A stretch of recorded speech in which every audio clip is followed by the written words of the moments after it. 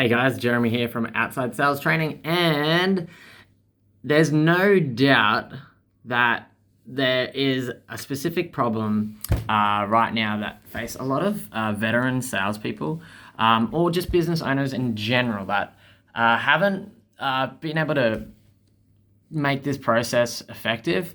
And the age of saying at the same time is that people buy from people they like, right? So during this time, after you generally found in the other video that I made, you found that you can get a stranger and how do you convert them into an actual lead in the prospecting stage, right?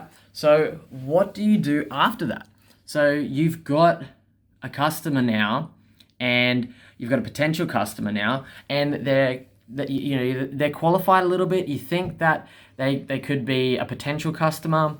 Now, what do you do after that? Well, you need to go into a bit more of a deep dive analysis, okay? And you need to break down these questions because you need to understand their needs a little bit further. So you understand that they're a little bit qualified, but now we got to go a little bit deeper. So having a little bit longer of a session after that initial 15-minute call or conversation of getting together with somebody and going down and sitting down, either what's called maybe a discovery call or a deep dive coaching call. Now, there are 4 types of questions that you can actually ask somebody now in this discovery or deep dive phase, right? And I've put them into 4, and there's lots of different names for these, but you can think of them as 1, personal questions, 2, strategic and directional questions, 3, the problem and issue specific, also opportunity questions, so issue and opportunity questions, and finally, sales process questions or trial closing, the more technical questions, okay? So the first one's personal. Now, these are quite obvious. You've got questions that build rapport, gain common ground, relatability, and likability. These are simple questions. The next ones are strategic questions, and they can be done in that previous either questioning line in the first call. But if you don't have an understanding of all these, firstly, this is where you would go and ask the customers the big questions about the macro trends, whether their business is ready to make a decision in this sort of time. Is the business contracting, expanding, or maintaining their existing position? Do they have big targets set in place? And so this might even be public knowledge as well. So you might be able to find out whether these companies or businesses are actually what they're doing on their public pages and spaces. So the third type of questions are the most important type.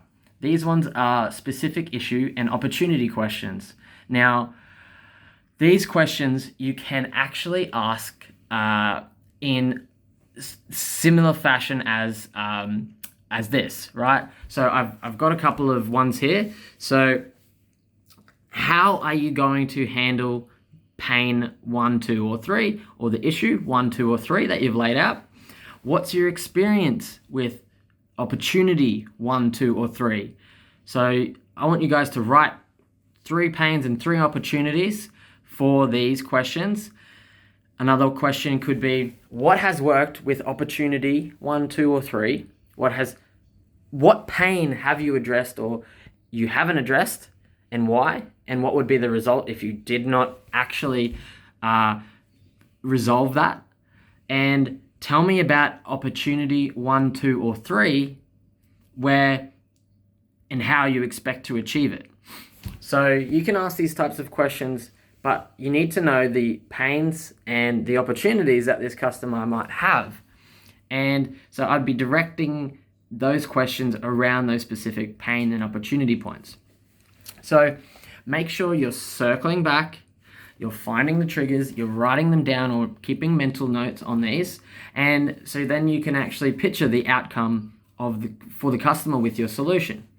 Lastly, the sales process questions are there to identify the decision makers, the timeline, the dollars, the budgets maybe, alternate options and solutions that you can offer, or the market out there. What else is on the market for these customers? So